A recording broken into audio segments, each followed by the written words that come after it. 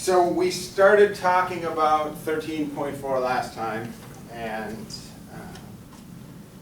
we basically just came up with the arc length formula. And so let me just remind you a couple things here. Right, if you got some curve moving through space, and you set some fixed sort of start time, let's say t equals a, then the arc length of this is just the integral from a to t. So this is the length from this fixed point along the curve. Let's suppose the curve's like moving in this direction. Right, it's the length along that curve as you go from a to some future t. So you got some t up here, and we think of that as the variable moving along, and the function integral from a to t of the magnitude of the derivative like this. This is the arc length function, and the important thing is that the derivative of that arc length function is the magnitude of that, of your derivative. Okay? All right. So we talked about that last time, and I think the problem we left with, and I won't repeat the whole problem, but let me just write it down and write the answer down. Right. So we started with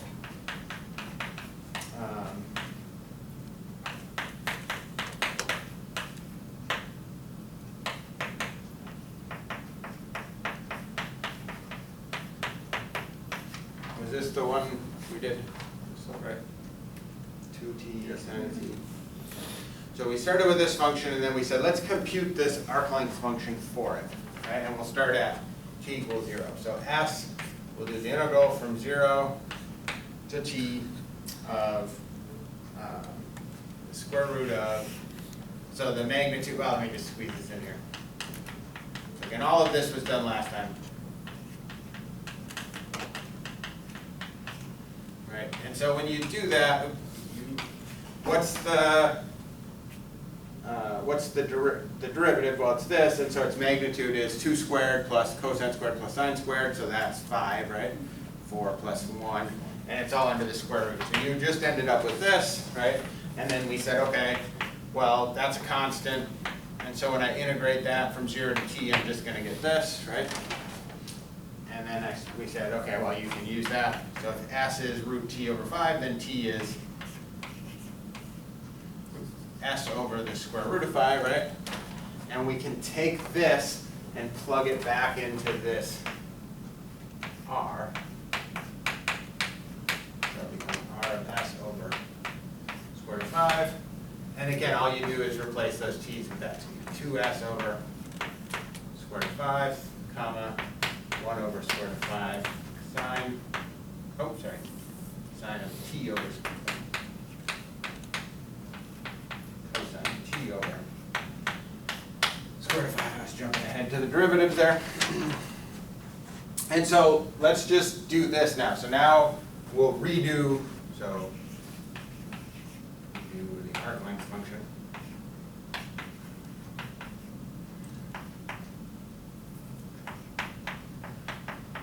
Okay, and so let's, why do I keep putting t here? S's, right? S. So let's redo the arc length function on this. I need to get a new variable for arc length. Let's just call it, we'll just do arc length. Okay, so we end up with an arc length function here. And so we need to do a couple things. First of all, what's the derivative in this case? So it's 2 over square root of 5, and then just 1 over root 5's pop out, right, when you take your derivatives. So it's just like cosine, sine over. Yeah, so it's over square root. cosine of s over root 5 Over. the square root of 5, and then negative sine of s over root 5 over the square root of 5, right? So don't get too bogged down. But the point is your integral becomes integral from 0 to t. I'm just going to leave it as s this time. Oh, actually, we don't even need to bother. What's the magnitude of the derivative this time? Foot over foot. What is it? Foot over foot. Not just 4, right? It'll be, oh, so it'll be 4 over 5, comma, cosine squared over 5, Yeah. comma, sine squared over 5, and so when you add those up, you get what? You get 5, right? 4 over 5. I mean, 5 over 5. So you just get 1. We've done this. Does that make sense? And so what's this function end up being then? Just t, right? Okay. So the point is, if you basically make this, well, if you basically follow this method here, right, you get some s as a function of t, you solve for your t, and then you plug it back in, you've reparameterized this curve. It's giving you the exact same curve, you're just moving across the curve at a different rate. So this curve, if you recall, was a spiral, right? The t's are coming out of the board, and so you're going to, so if your x-axis comes out, you spiral out of the board. This and this give you the exact same curve. This one, you're just moving around it at a different rate, right? A slightly slower rate, actually. This is the faster rate. So, let me just say this. So what you really need to take away from this is that a function has been parameterized by arc length. This is called an arc length parameterization, when that arc length function is just the length from your, it's always just giving you t. So the key thing here is that we noticed, right, the way you get that is if your magnitude of your derivative is 1. And so that's what we're, I'm just going to say. So r of t is parameterized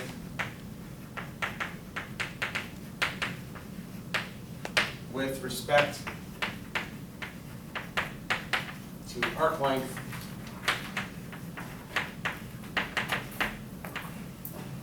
if the magnitude of the derivative of r is always 1. Okay?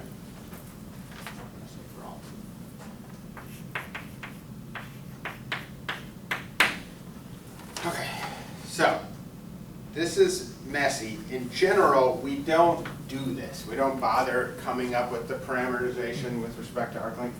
We just want to know that you could do that, right?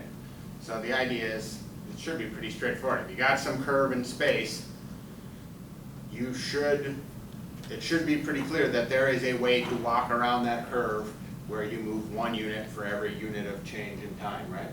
And so, again, the key thing, you should know this sort of definition. We'll call it a definition. But most of the time, we don't bother actually finding the parameterization. We just need to know that it exists. Okay?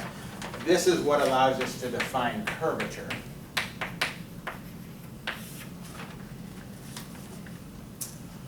All right.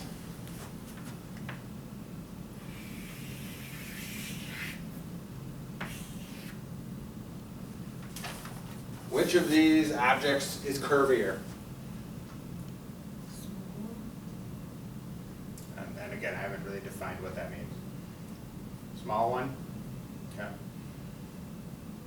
I won't make you vote. I like that. The small one. Think about something like this, right? Is that very curvy compared to this? No, right? And so you think of that small one is squeezed in, right? It's how fast you're moving, right? You're turning is the idea of curvature. And so this whole idea of parameterizing your derivative function, right, is a way of saying, okay, we're going to just assume whatever my arc length function always moves 1 unit at a time. So I have like a fixed derivative length. It's always of length 1, and so it's just pointing in that direction, right? And so here you can see if I move, that tangent line has to turn quickly, right? Or the slope of that tangent line, I guess it's not slope, but direction of that tangent line has to move quickly, whereas here it's moving much slower, right? That direction will change. Same thing here, right? You're barely moving. Here you're making all kinds of quick changes. And so when we talk about curvature, it should be a measure of how quickly that tangent line is getting twisted, right? The direction of the tangent line. And in fact, the direction of the unit tangent vector is what we'll define it by. So let me just put our first definition down. So suppose C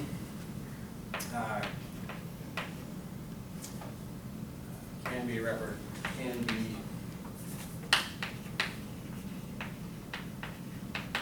represented by arc length parameterized R of S. Okay.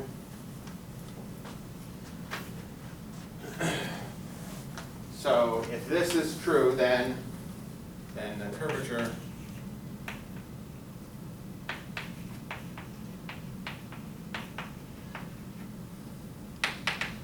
is, and again, when we're measuring curvature, we're trying to figure out how twisted the thing is, right?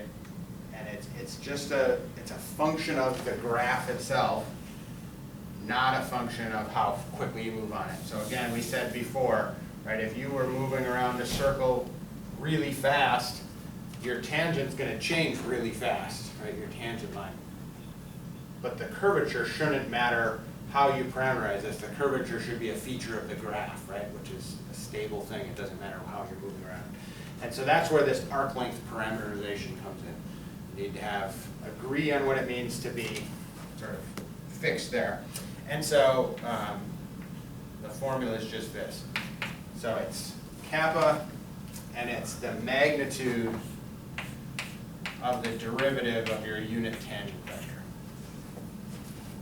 Okay, so remember the unit tangent vector was r prime divided by the magnitude of r prime.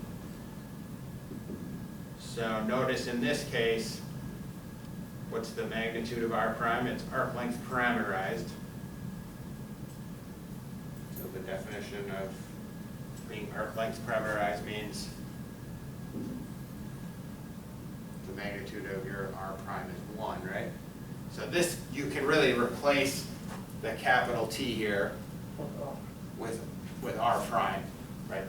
With r prime. So it's really the second derivative is what you're measuring, the magnitude of it. Now, the reason why we'll just keep wording it this way is because in the future, we're going to use the unit tangent vector with respect to t, not this s, right? So we don't want to have to do that middle step of where we come up with the arc length function and then change variables to s and then do things. Now, every once in a while we will, but for the most part we want to avoid this, and so that's what we'll do in a minute. Let me just write this down. All right, so let's do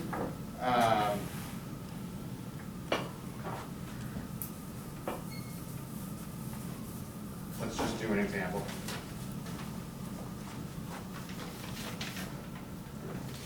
Okay, and so we'll start with a real basic one here.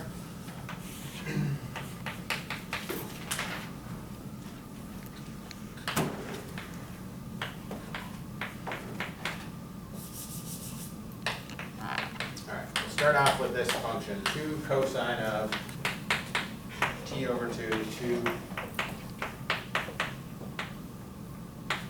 sine of t over 2. What kind of graph corresponds with this? Circle, right? You got 2 cosine squared plus 2 sine squared, so it'll be 4.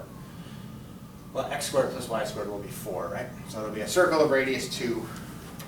And so I want us to do 2 things. The first one should be pretty easy. Show R is arc length parameterized, let's say, is an arc length parameterization.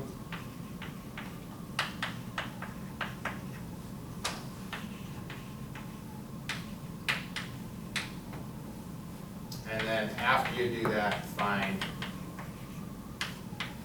okay, find the curvature. So first show that it's derivative as length 1. Once you've done that, then you should be able to find the unit tangent vector, take the derivative of that, and go from there.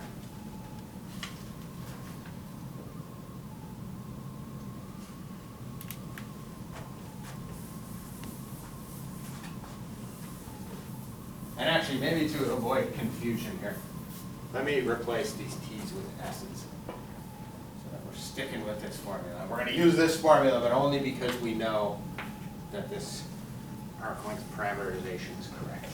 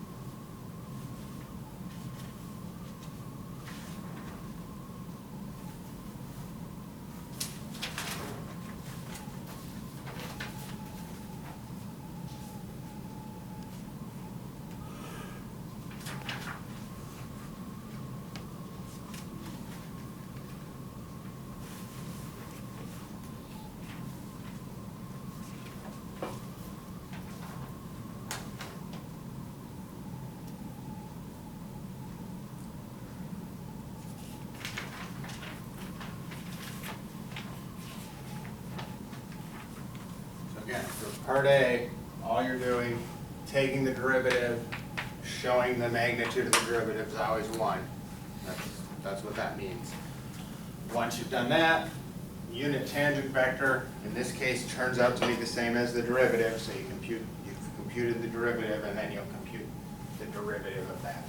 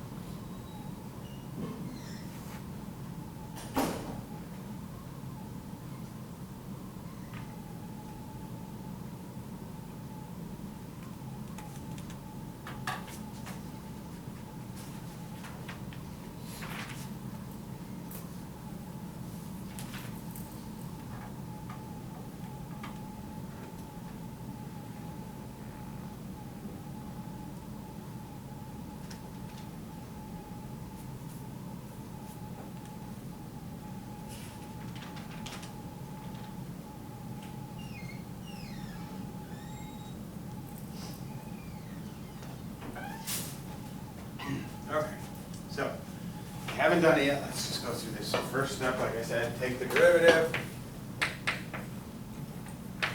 S. Put the S back here. All right, and so the 2's and the halves cancel, right? So you should end up with negative sine of S over 2, right? And then cosine of S over 2, everybody got? And so then compute the magnitude of this, and it is the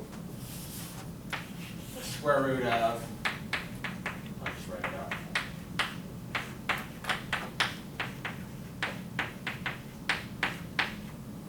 Well, sine squared plus cosine squared, which is 1, right? The same thing. So this just ends up being 1. That makes sense? And so we don't need to do it, but let me just say, so technically T of S is R prime of S over the magnitude of R prime of S, right? So in this case, it's just the R prime of S, because that's 1 down in the bottom. Right? And so anytime something's parameterized with respect to arc length, that's going to be true. And so you can just take the derivative, like I said, of the, we call it the unit tangent vector, but it's really just derivative, but the t is going to become important when the thing has its sort of has an arbitrary parameterization that we can make use of that. So again, in this case it was this. Okay, and so then take the derivative of this t, and it's just, what is it? Minus cosine, that's not. Well, minus half cosine, right? The half pops out, and then minus 1/2 sine. Is that okay? And so what is curvature then? Just the magnitude of that derivative, and so your curvature kappa is just the magnitude of, oh, I should say, right, so this was really part A. Part B is now here. I take this, so it's the magnitude of this t prime of s. And so, yeah, let me just do it. I'll just do it in our heads here, right? It's 1/4 cosine squared s over 2 plus 1/4 sine squared of s over 2, right? Does that make sense? So you can pull out the 1/4, sine squared plus cosine squared is 1, and so this is just 1/2, right? Does that make sense? All right, now look at this example, right? If I replace the 2's with 10, 10 here, 10 here, 10 here, 10 here, how would the problem change? Take the derivative, the 10's would cancel again, right? Just like it did there. Take the second derivative, the 10's would pop, the 1/10 would pop out again, and so you'd end up with 1/10 instead of 1/2, right? Or whatever constant you replace that with, you'll get the same thing. And so I won't bother showing it, but we should see. So if you have a circle of radius r, then the curvature is always going to be 1 over that radius, whatever that radius happens to be. And that's everywhere, right? So for a circle, the curvature is constant. If the curve is moving, obviously your curvature might not be constant, and so we'll look at those examples next time. All right, now I guess we'll come up with another formula first. Okay, so having your hands on something that's arc length parameterized is unusual. Usually that's not the case. And so suppose RT is not, I'm just going to abbreviate, arc length parameterized, okay? Which is, again, what you're going to encounter in most cases. So this is really the formula that's more useful. The idea is that we're assuming it's not given to you in a nice parameterized way, but you assume you could put it in a parameterized form, an arc length parameterized form. Does that make sense? So like that earlier example that we repeated today, we took one that wasn't necessarily in a nice form, but we showed, well, you could always put it into a nice form. So we're going to work under that assumption, okay? And so our assumption is that we have this unit tangent vector, which is naturally a function of t, right? But for arc length, we want to view it as a function of s. And so you're going to do this. You're going to say, okay, let me just do it this way. So the point is, you want to have, you're assuming that s and t can sort of be written as functions of one another. So suppose, right, our formula for curvature was the derivative of t with respect to not little t, but little s, right? With this reparameterized arc length parameter. And now if you think about the chain rule, right? So if s was a function of t, then the derivative of capital T with respect to t is derivative of capital T with respect to the little s times the derivative of s with respect to t. That make sense? But now, right, curvature is just this guy. And if we just move things around, that can be the same as this over this magnitude. Does that make sense? But what were these things? This is just the derivative of your unit tangent vector here without worrying about whether the thing was parameterized correctly, right? So you just take whatever form it's in, you compute its derivative. Remember, the capital T is r prime over the magnitude of r prime, so they can get ugly, but at least you just have, you can always find this derivative. It might take a little bit of work. And then this ds dt, that was precisely the magnitude of r prime.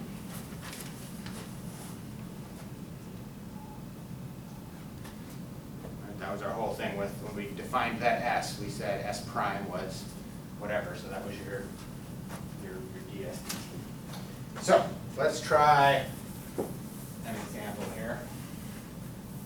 Let's see.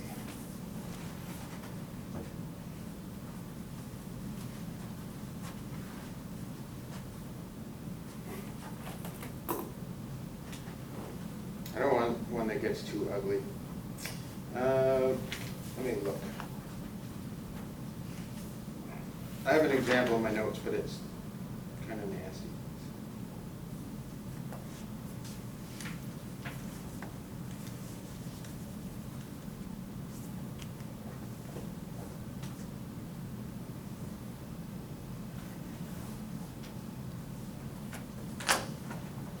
All right, I guess we'll do something that's kind of nasty. So, find curvature. Okay. And so this now might be a function of t, not just a fixed value, although this one will be. Yeah, it's fine.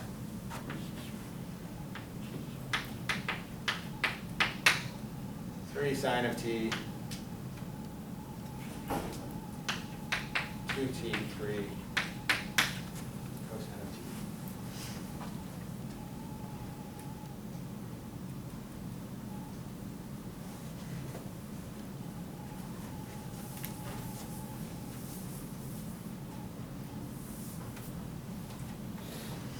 Okay, so let's just follow this formula. So you compute the derivative.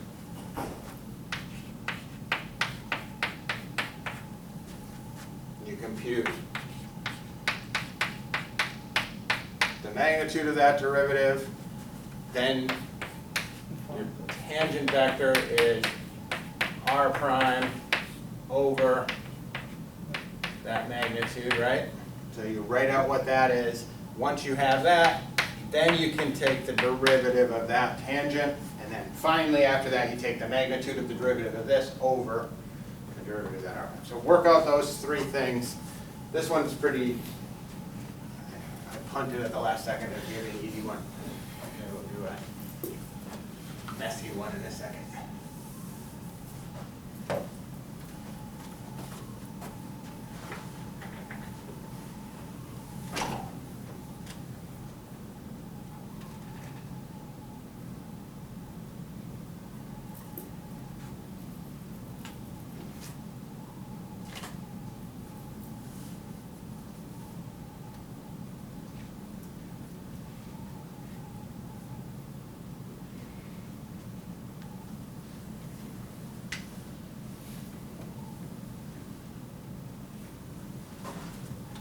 And actually, yeah, let's do that. We'll do one with just two. Let's call this A.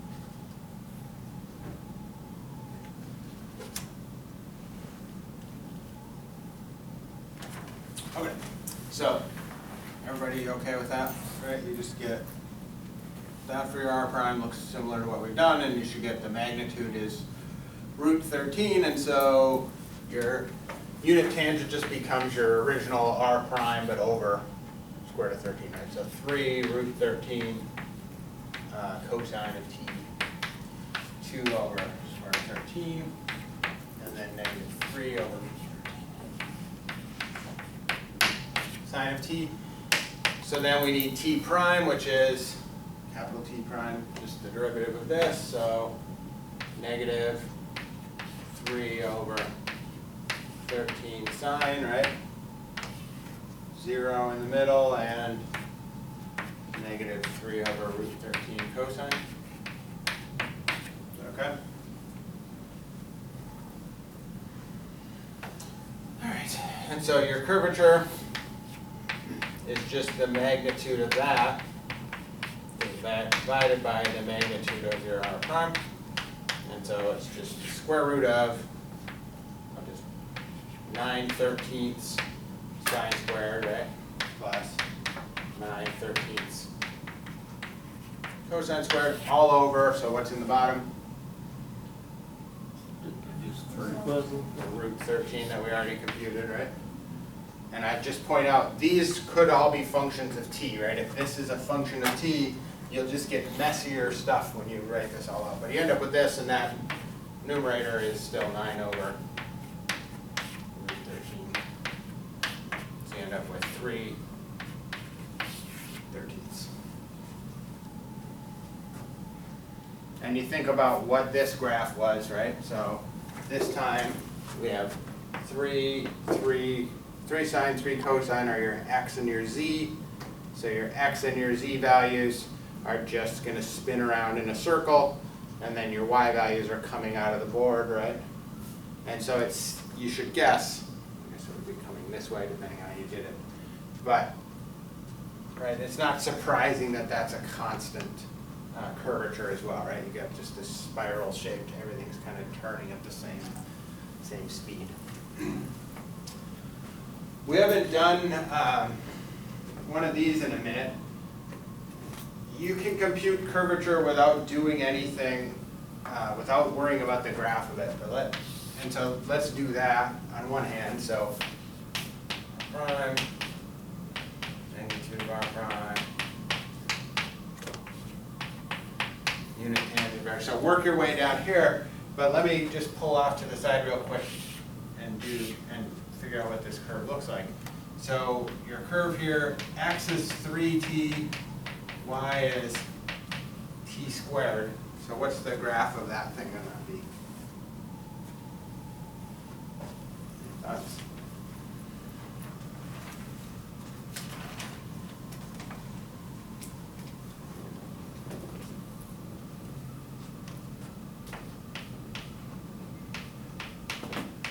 It's just going to be a slope coming down, right? Going to infinity on the. Well, the x values, right? X will go off to infinity, but so will y, because you got t squared, right? So you're going to shoot up in the air. And then when you go back in the negative direction, x will go towards negative infinity, y will still go to positive infinity. So you're going to go up to infinity in both directions, but exactly how you do that, if you solve for the t in one of the equations, in particular this one, right? T is x over 3, and plug that in, you get y is X equal x over 3 squared, or 1/9 x squared. What kind of curve is that?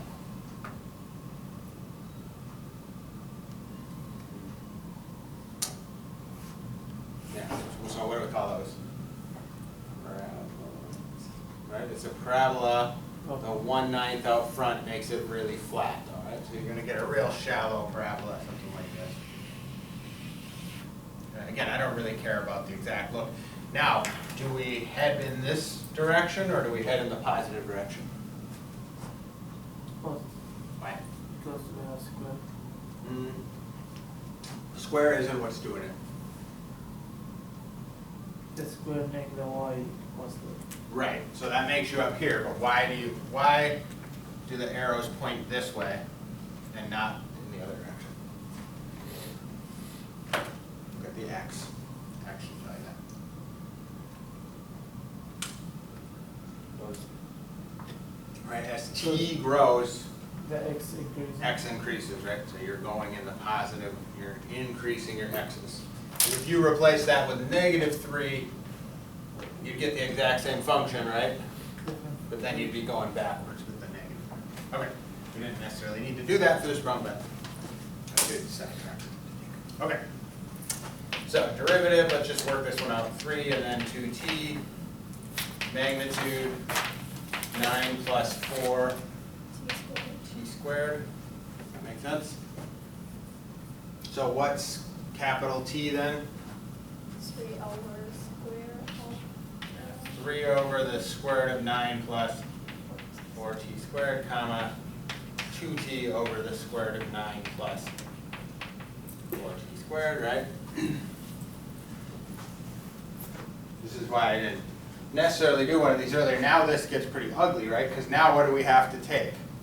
We have to take the derivative of that mess, right? And so we need capital T prime, but it's a derivative of that. Some of them aren't so bad, right? You can do, in this one you can think of as 3, 9 plus 4t squared to the -1/2, right? So your derivative is -1/2 falls out front. So you get -3/2, is that okay? Times 9 plus 4t squared to the -3/2, times 18. and then times 8t, good, from the derivative of the inside, right? Comma, okay, derivative of this one requires us to do quotient rule, right? You got that quotient there?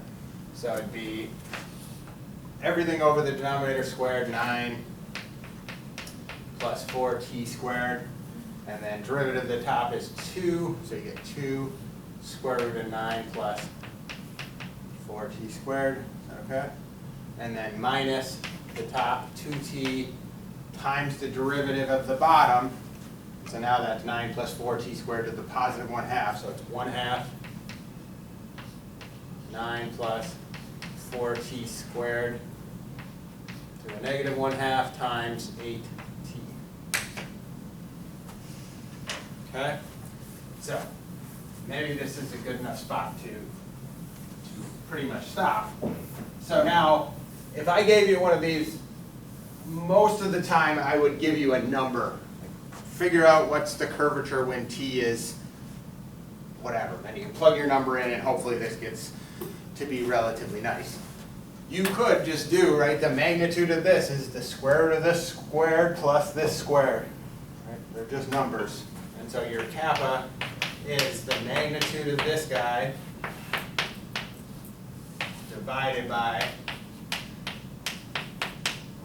the magnitude of your r prime.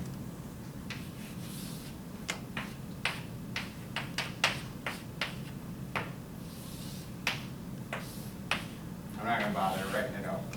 And then the magnitude of r prime was 9 plus 4t squared. So the reason I wanted to do this one, or at least the first part of this one, is to show you this does get rather messy, right? As you go through these things. Theoretically, you can always do it, but you know you're having to take derivatives of things that have quotients, and those quotients have the magnitudes of vectors, so they always have square roots in them, or at least start off with square roots. And so unless your functions are really nicely behaving, these things become pretty ugly, but they're all things that any sort of computer algebra system can do easily, and if you need to do it at a specific value, it's usually not so bad. But the formula itself isn't going to be all that pretty to work with. Now, all of this stuff will clean up quite a bit if you take the time. It's not worth our time right now. All right. So, last thing, and I think I'll just state this one as a theorem.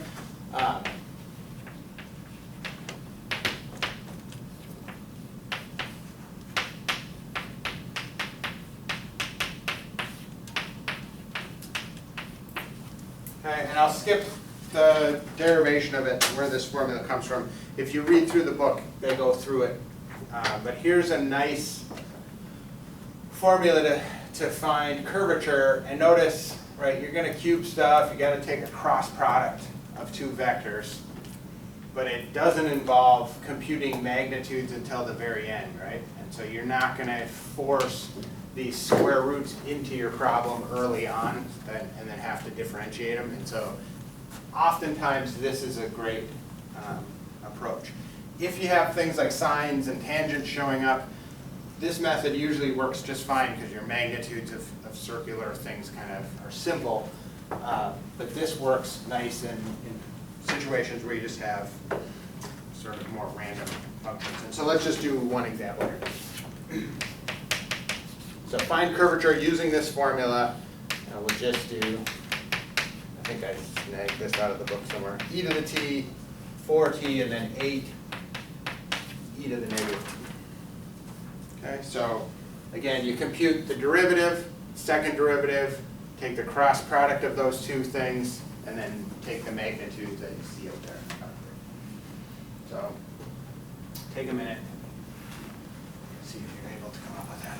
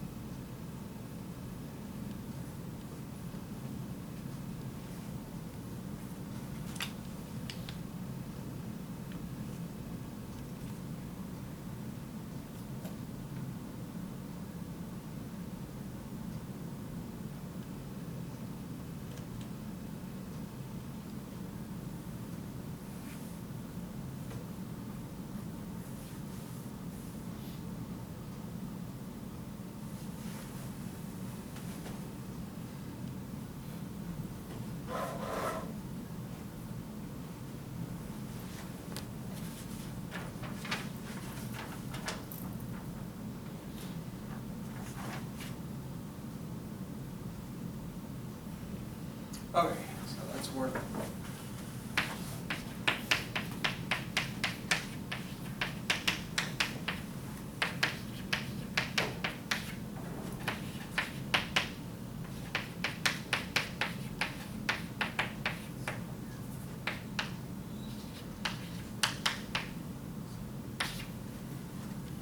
All right, everyone okay with that?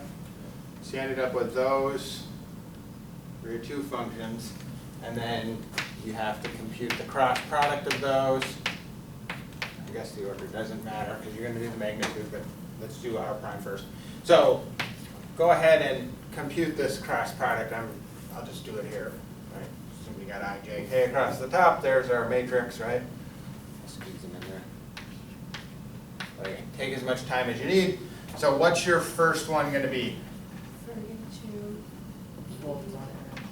32 e to the negative t, is that okay?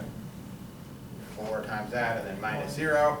Your middle one will be e to the, well, 0, right? So it'll be 8, and then minus negative 8, right? So 16, but it's the middle one, so it's negative 16, right? And then your last one will be 0 minus 4 e to the t, right? That make sense? Okay, so that's not terrible, right? That's pretty easy. It's easier than doing what we did over there. And then your kappa becomes the magnitude of this vector, right? And so that's 32 e to the negative t squared. I'm just going to leave it like this, plus 16 squared plus 4 e to the t squared all over the magnitude of r, which we, or of r prime, so we've already computed r prime, you just do its magnitude, e to the t squared plus 4 squared plus 8 e to the negative t squared, and then you cube that whole thing on the bottom. Does that make sense? So again, that's an ugly formula in the end, but that's pretty nice if you just have to plug in t's and get a number compared to having to do derivatives and other sort of nasty things. Does that make sense? So, it really depends on the specific problem which one of these formulas for arc length is going to be most useful. But just keep in mind the whole concept depends on this idea of the arc length parameterization, because you have to think that you're moving along some curve at a fixed rate that everybody can agree on. And then once you know the rate that you're moving, then you can talk about how everything's changing. And then we get around having to do that arc length parameterization with our two different formulas for kappa, essentially. So these are the two that we'll actually make use of. But knowing that other one's in the background is important. Okay, so that should do it for 13.4.